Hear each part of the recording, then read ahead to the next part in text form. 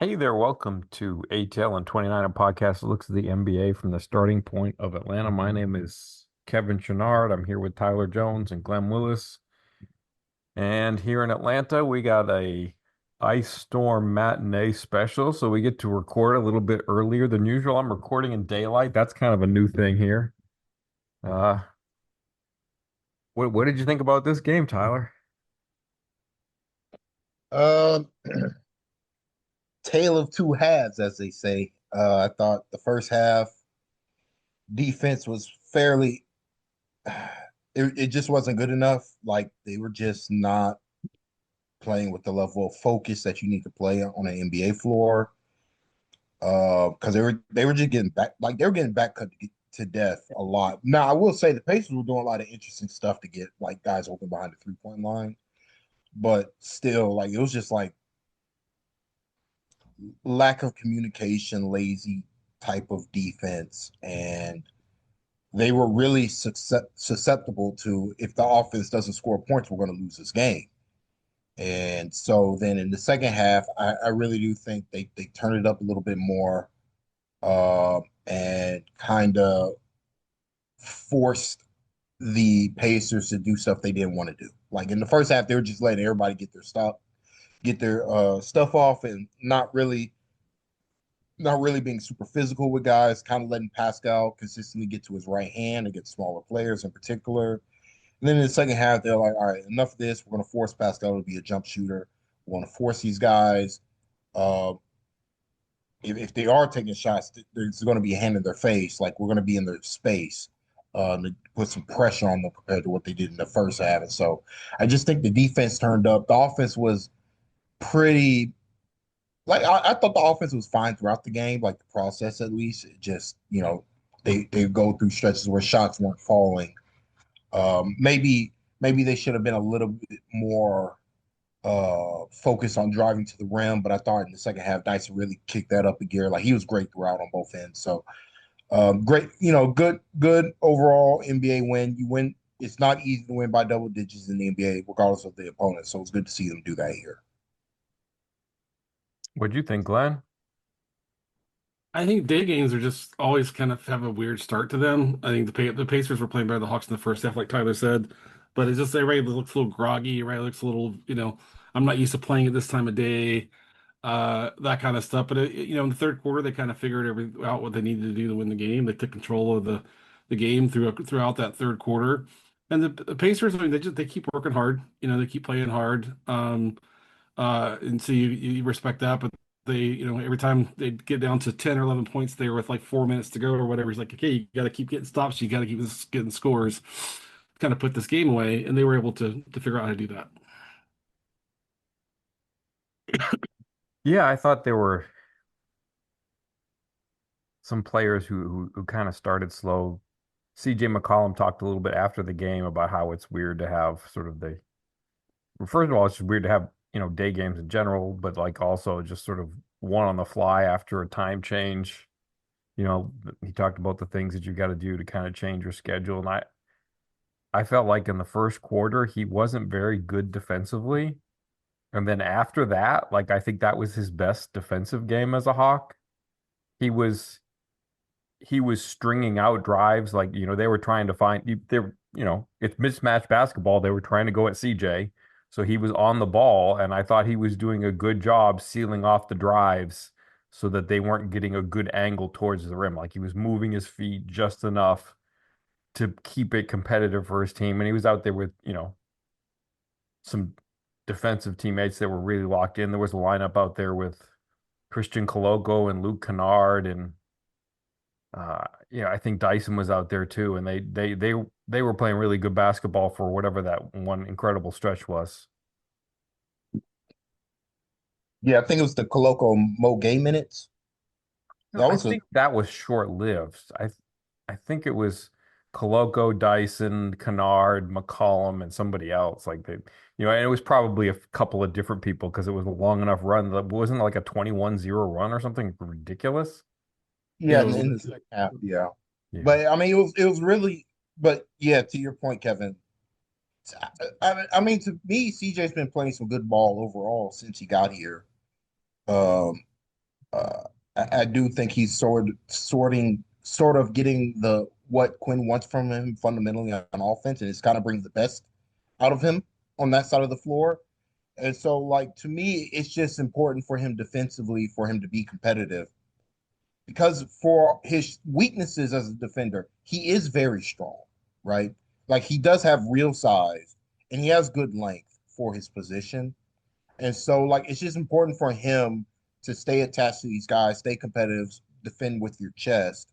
That gives this Hawks team a chance because they do have quality personnel to string good defensive possessions, but like it can't just be easy blow-bys to the rim or miscommunications that when it comes to switching and stuff like that. Like that can't happen, especially uh, somebody as old as CJ. But like I think he's been playing some pretty good ball, and like I think he's in a great role coming off the bench for the Hawks.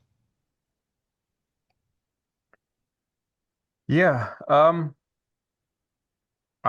We finished the last pod and I was asking, how do you know going into a game where Luke Kennard is going to have a good defensive game or not? And again, like in terms of mismatch basketball, it feels like he gets to play a little bit better in a game like this one where the Pacers were trying to mismatch hunt on CJ, and that kind of, for lack of a better phrase, let him off the hook, and he just got to play sort of regular defense. I'm gonna be honest about Luke. Like I feel like his defense has been for what he is has been pretty good pretty much since like they had their player meeting and he's kind of picked it up offensively. So maybe part of it is that he's more confident in what the Hawks are looking for him to do on offense.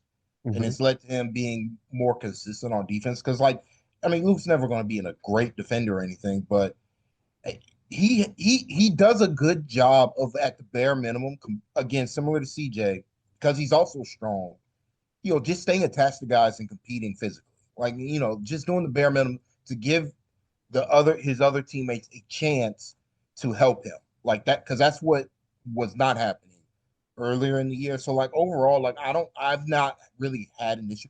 I honestly have more of an issue with honestly with Kispert and Veets defense more than Luke's, if that makes sense. Just because like I'm not liking what either is bringing to the table on that side of the floor. But like Luke, for what he is fine. Like I don't, he's not again, he's not gonna be great, but like I think he's giving good effort. Yeah. Yeah, it's weird because it's like you're right. Like I feel like a big turning point was that player meeting on both halves, and yet like still like whether it's 20-25% of the games, it feels like he gets really out of sorts on defense, and then the other ones he looks really good. He's got quick hands. He can play with some strength and do some things, and that's a good thing to have when you're leading the NBA in 3-point percentage. It also helps he's playing with bigger lineups in general. It feels like he gets the two big lineups more often than not. Oh yeah. Uh, Like he's going to and I get paired think with Koloko a lot. Like that seems like something they're definitely like going to. I think Quinn's kind of figured some. So I really do believe like Koloko has unlocked some lineups that the Hawks couldn't go to. Like the three guard lineups are actually working now because they have a tall like Christian Koloko got a 9'5" standing reach. Like that's elite for a center. And so like I really do think him being a real rim protector has kind of allowed Quinn to play the three guard lineups that he wants to play.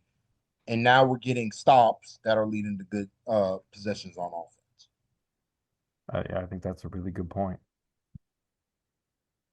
Glenn, what are you expecting in terms of what changes in the rotation when the Hawks get Zachary Rizashea back, which seems like something that's going to happen fairly soon, given that he was assigned to College Park for a practice this week. And, the Hawks, I think, put out a release earlier today, I think it was, that he's now day to day. Yeah, I mean, so don't. I guess we'll find out maybe tomorrow if he's projected to play on Wednesday or not And against they could be Boston. careful because it's a back to back. So they might be like, well, we'll play Play in one of one the of them and two. maybe it's Yeah. Thursday.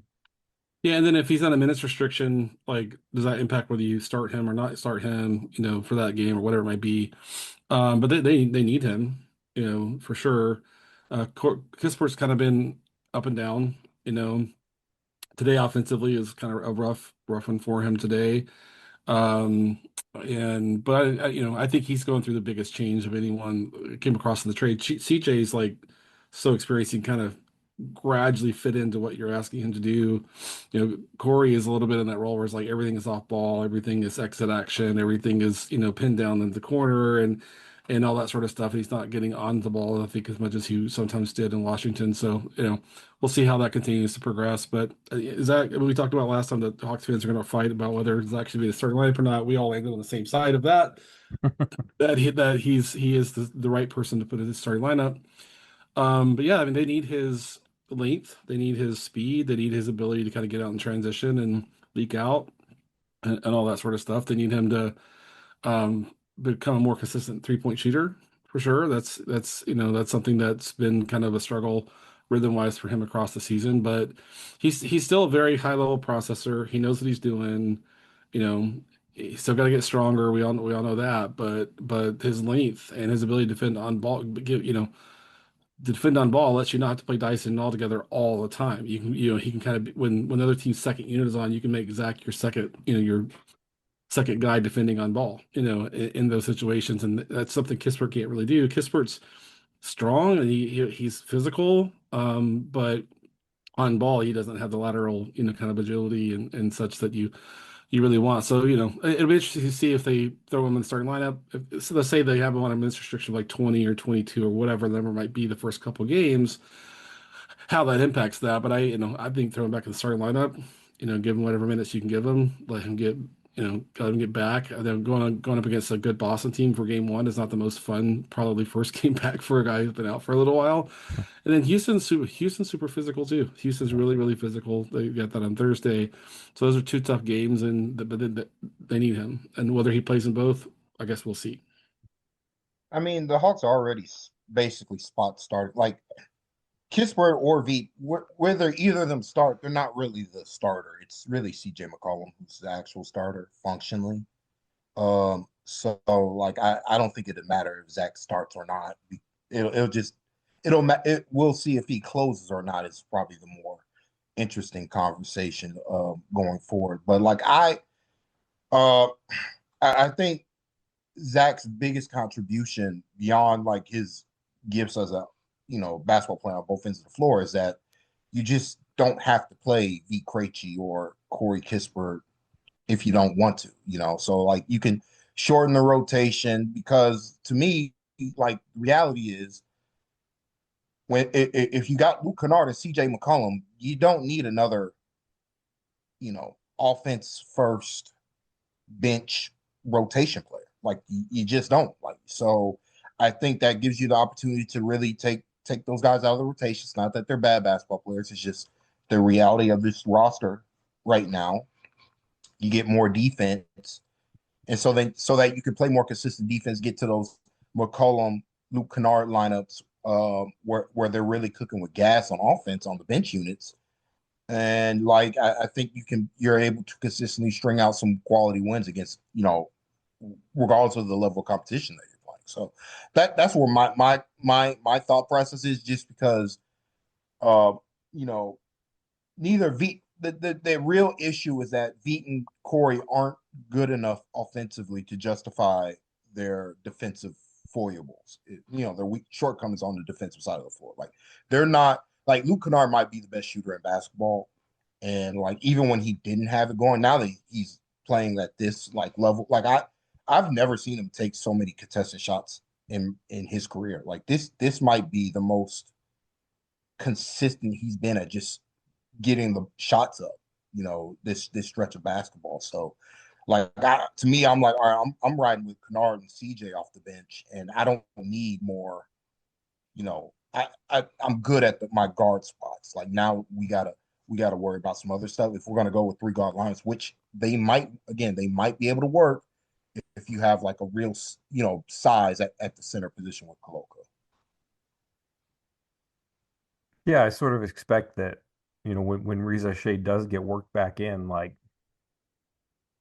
I feel like he's going to play more with the Kongwu, and they'll try more of like the three guard stuff with Koloko. Like I think that's maybe how that will shake out a little bit.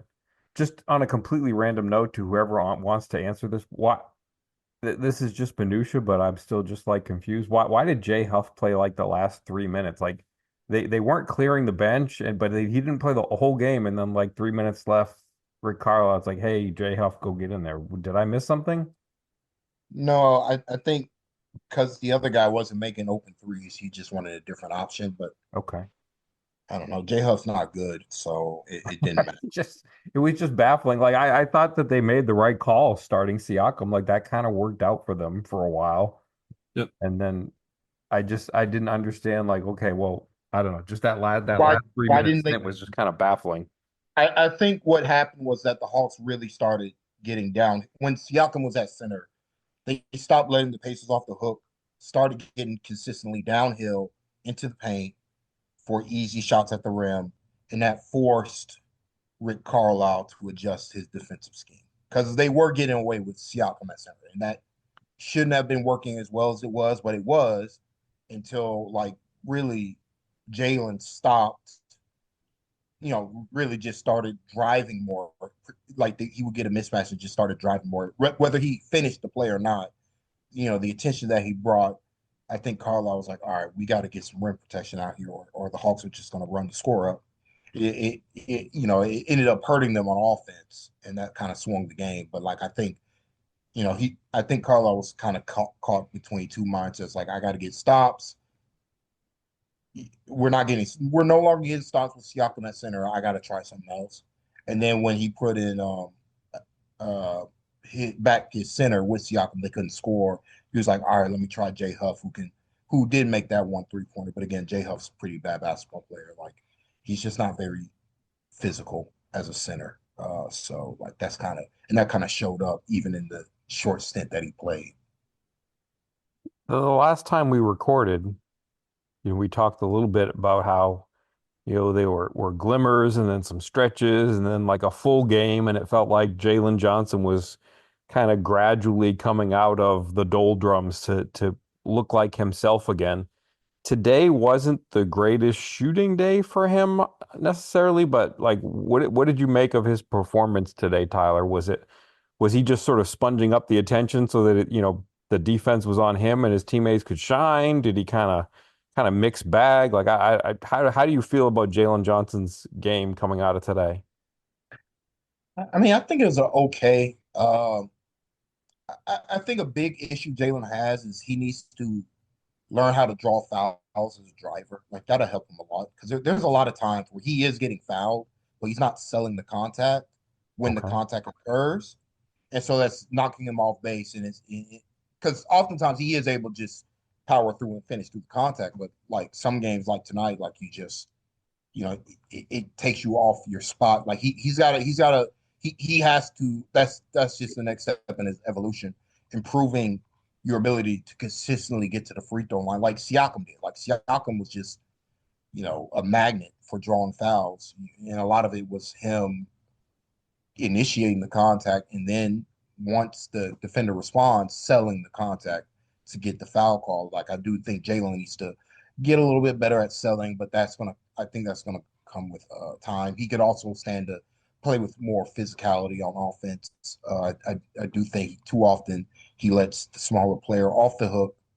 Um, but overall, like I thought he was good overall. Like still a pretty complete performance. He still wanes a little bit too much on the defensive end, but again, I do think Koloko. Like I keep bringing him back up because it's important. Like I do think Koloko's uh, when it was. I do believe Koloko and Mo played for extended minutes, and those two guys really rev things up on defense. And then when Jalen came back, he kind of continued that intensity level on the defensive end throughout the rest of the game to close the game. And that's like massive because when Jalen's playing good defense, this Hawks team is pretty hard to beat. Glenn, what did you make of what Koloko brought to the game today? Well, I mean, he just has like Tyler mentioned the length, but he just has a really good feel, and he's really good at measuring plays defensively. He's really good at seeing everything that's going on around him, recognizing when someone gets lost on a screen, and gives them that second half to flash kind of towards the person that the player that lost his defender off of a ball screen or whatever it is, cover that up, get back. He sees everything, he communicates, he stays connected. But and I mean, the thing that's most impressive to me for a guy who's just bouncing around so much is that when he's challenging shots, he's vertical. He's not bringing his hands down. He's just got all that technique kind of really perfected in that sense. And I think he's given them so much. We're at a point now where it's like you got to figure out how many games they can actually use him the rest of the year. Kind of do the math on that and figure out like, do they need him on a real contract, or they, or when KP comes back, are they gonna be like, okay, Koloko's now, going to play the games that KP doesn't play, but he's given them a ton, so I think he deserves to play. I think he's helping them a lot. In that sense. I don't know when KP's gonna be back, but and then even like just kind of he's fast. He sets the screen, the paint's open, he gets to the rim in 2.5 steps. He's quick to the rim, and all that. And it's funny. He's like when there's a shot to take, he takes it. The last couple of games, he's making shots. He's making shots. He's not afraid to take those, which is a principle Quinn wants really everyone to operate with in that sense. So he surprised me, with um just a really high floor of solid defensive play, but like I said, the verticality uses at the rim to block shots and to rebound is impressive. He's not the widest body in the world, so he has to be really rely on his kind of leaping ability and his ability to kind of step down into space and not get pushed out of position. But they don't have to play Bo and Ace at the five anymore. That's a huge deal. That is a huge deal. I do think that like he will be on a full contract. I think they're just trying to wait out the trade deadline Sure. so that, if they need to manipulate roster spots or something funny to make a trade happen, like they'll still have whatever they need to have in terms of roster spots, and then they can convert him after that. Like he hasn't been with College Park for, at all. Like he hasn't been there for a practice, for a game. Like they haven't assigned him. And yeah, if they were to make him active for every game, they would run out. They're not going to have, they've got,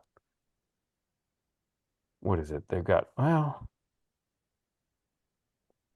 yeah, I have to do some arithmetic to double check that. But yeah, I do think that he will probably get converted. I don't know. We'll see.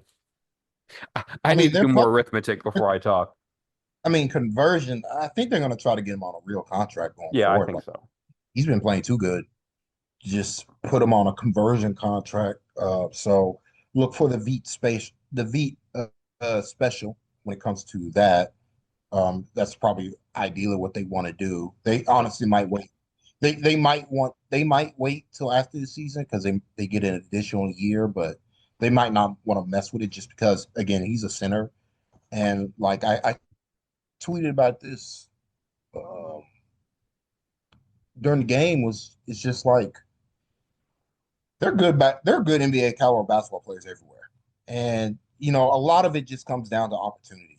And like I'm really happy for Koloko, who's finally getting an opportunity after the blood clots that kind of Yeah. derailed his career. But I mean, I'm watching him right now, and I'm like, this is just a good basketball player. Like he makes, and I think the most impressive thing right now is that offensively he makes the right read as a passer. Like he's making the right play. He's getting the ball to A to B. He's making quick decisions. He's catching everything. And like that's so massive. Like the failed lob attempt, and then like pass. I don't know how he got the ball to Jalen Johnson. It didn't lead to it didn't lead to a made 3-pointer, but like the ability to process the game like that, and to make plays like that from your back, potentially third big, like that's massive. Like that's and so like I do think I'm not worried about whether he's gonna run out of time because I think he'll be on a real contract. Um, honestly, he's probably just holding out to see what's going to shake out during this deadline before anything happens. But I could totally see the Hawks taking this all the way to the end of the year until like he's running out of days, and then they uh, offer him something, and hopefully they get him on a deal. But like, because he's been really good. Like I cannot stress this enough how important it's been. And for Glenn, and he kind of said it perfectly. Like the Hawks no longer have to play Mo Gay at center. They no longer have to play Asa Nua at center. That just knocks everybody down a position, and it makes the game so much easier for everybody else. They're no longer constantly uh, fighting uphill battles physically, uh, as what they were doing, 2 months prior. Basically, for the last 2 months since KP's been out of the rotation. Yeah, Koloko's kind of thin, but he's an adult. Like he's a slim person who is ripped, if that makes any sense. Yeah. Yeah, and he's got long strides. I mean, he covers a lot of space quickly, and he has a really good feel on the defensive end of the floor. He has really good feel. He measures plays really, really well, and yeah, just been really impressed. Yeah, that play where he was kind of tracking the baseline drive and he's up almost at the, you know, past the top of the key, almost at the 3-point circle, and he recovered to get a block. And it just the the ability, first of all, just number one, the mobility and the awareness, but also just the rhythm of it to be able to time your steps and get there and get to that spot without fouling. It's just super impressive. Yep. Uh, have I missed anything here? What else should we be talking about? I feel like Nikhil had a very weird game. Is that fair? Like the first half, like it was like he couldn't throw a pass, if that makes any sense. Like he didn't seem to have a read of where to put the ball at all. And then he had a nice competitive second half. Is that fair to say? Am I missing something? Yeah, the passing kind of it is a little, I think number one, I think CJ being on ball so much is impacting his normal usage. Yes. I think that's a thing. I don't know if Quinn might want to, separate them a little bit more, but I mean, Nikhil's just been so good driving the ball all year long and getting to the rim and creating rim pressure. But he's also adjusting to like a lot of offense going through Jalen. So he's just, where when Trey was hurt, they would let him run the offense quite a bit, and they've been gradually game by game swinging it more and more and more to Jalen, and now it's Jalen and CJ, which helps Luke. Luke is like in a perfect role with he's on with CJ. CJ's kind of running things, and Luke can spot up and use his movement shooting and stuff like that. But I think the combination of Jalen and CJ when they're on together, the kills on with them, it's kind of just him being off ball and having to find other ways to kind of create catch and shoot stuff like that. I know um I don't know if Quinn can kind of adjust the rotation to get him back on ball a little bit, let him use his drive ability to drive the basketball more or not. But I think CJ's impacting him. Yeah, I think that's a really good. CJ's a professional scorer.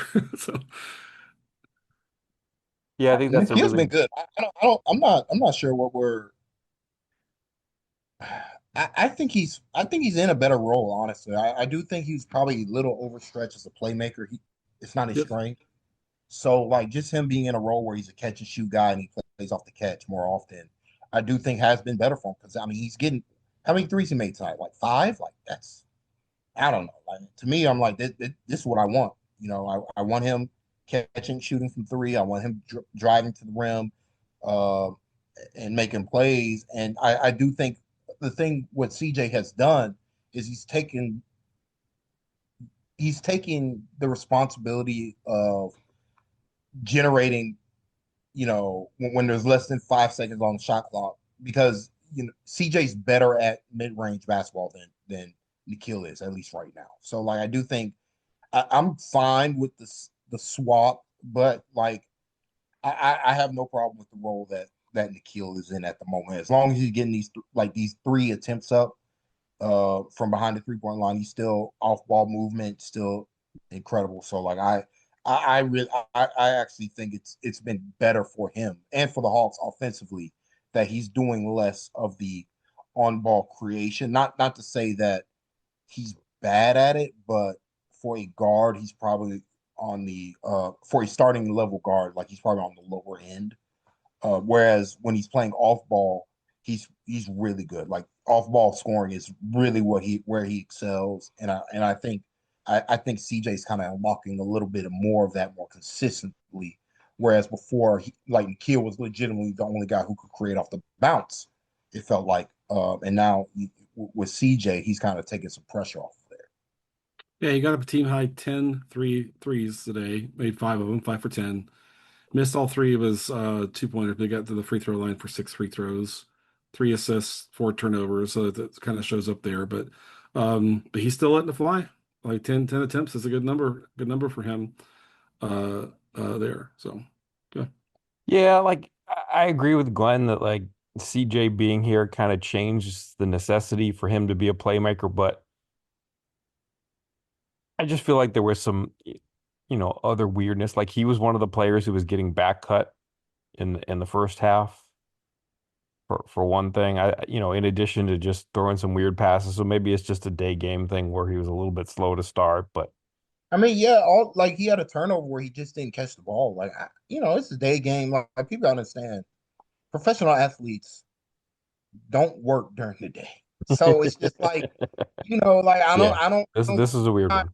I'm not gonna sit here and be this hypercritical about some of the small mistakes because like it was a lot of that. It was a lot of I just feel like grogginess to start the game and kind of almost led them to lose, but I think they tightened the ship up as the game went on. But like day games are tough for these guys. Like these are like professional athletes. Like they have they're not probably used to even like getting because if you're playing at like 1:30, you got to warm up at what like 10 o'clock, nine Hmm. o'clock or Yeah. to really play a game. Like it's different than practice. So Yes. I just think as a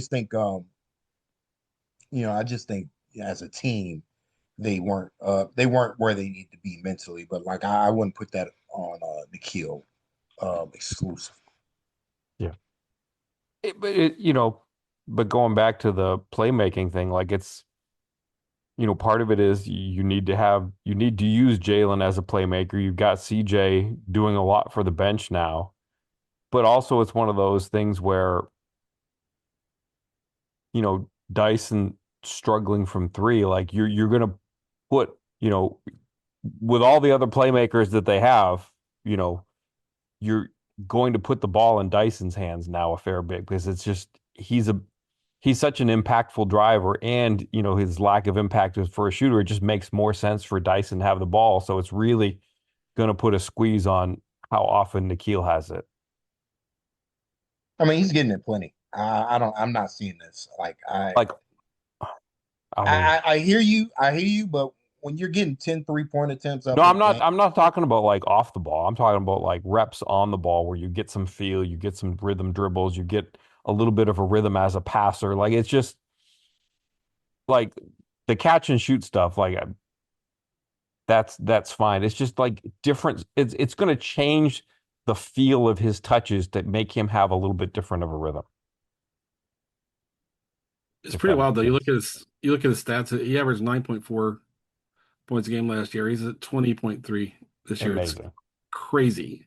I mean, he's been so Uh, good. yeah, I mean, That's part of the reason I'm like, well, that first half was weird because he's been so good all year.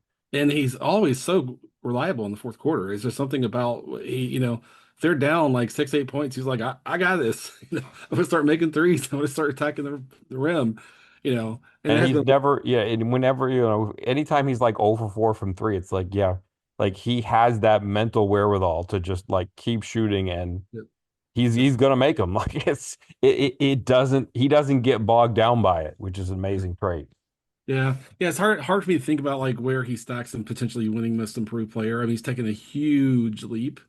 But there are other that's always a weird award to me, in terms of how the media votes for it. But he's taken a really, really big leap there. But yeah, the next two games are going to be challenging. You know, Yeah. hopefully they'll be a little more steady against the Celtics, and then we're a week and a half ago or whenever that game was. And then they'll get another game with the Pacers. Do you have any thoughts on the ping pong ball race? Because it seems like maybe New Orleans has figured out some stuff to be successful. Like Sadiq Bey looks like a different player than he was 2, 3 months ago. And they've won some games that I think, make you raise your eyebrows. And at the same time, like the Bucks are probably not going to have Giannis for a while. Like what do you think the ping pong ball race, how is that going to shake out as we go through the last Yeah. 2 months of the season here, 2.5 months? I mean, I don't really pay that much attention to it personally. I know that Hawks fans are real pretty invested in it, but it's weird. You stop playing Jordan Poole and you start winning games. That's just a weird thing, And then but I think the Bucks are bad without Giannis. They don't have much to put on the court, minus Giannis. So it is gonna be interesting to see which pick ends up where, and then where the ping pong balls go. But it is like, is Jordan Poole going to get traded? Is there one team that would value having Jordan Poole on their team? I don't. It's like a very weird thing for me. But yeah, they're playing guys that go out and play the right way. I mean, Jordan Poole is kind of a clown, just takes wild shots and doesn't like function within the offensive scheme. He just, you know. So yeah, stop playing him, start winning games. Probably the correlation there. I mean, it's that, but they've also stopped playing the rookies so much who were just killing them. So like it's a combination of that. They're playing bigger lineups, and guess what? Their bigger lineups are actually pretty good. And like Yves Macy has really come on as a basketball player. Like I think he's kind of turned the corner, and he's providing them something that they have not had, which is a defensive center. So, like I think a lot of things are coalescing there now. The issue they have is that the damage is already done for all intents and purposes. They're going to be in the top half of the lottery. There's really not much they can do to crawl out of that hole they dug themselves in. So I'm not too worried. Uh, we'll see. It's we'll see where they land, to end the year, like where they're at. But like they still have a lot of holes in that roster. They get an injury to one of their key rotation guys. They're back to being the worst team in the NBA just because of the lack of depth of their team. So that's kind of where they're at. And the Bucks are just bad without Giannis. Like Glenn said, there's no sugarcoating it. Like they're terrible without him. So like that sucks for their fans and what they got to do going forward. But just one thing about the Pelicans though, just because you brought up Sadiq Bey, like I'm happy for him because I thought he's somebody the Hawks should have tried to bring back more than they did. Like he's just a good basketball player. Like he's not a starter, but like for like a team, like every team could use a backup forward like Sadiq Bey. Funniest thing I saw on Twitter today is that the Grizzlies want 3 to 4 firsts for Jaren Jackson Jr. That made me laugh. So I'll leave it at that. All right then. We'll go endure whatever weather conditions you have to endure, and I appreciate you joining, and good night, Bob. Good night, Bob. Good luck.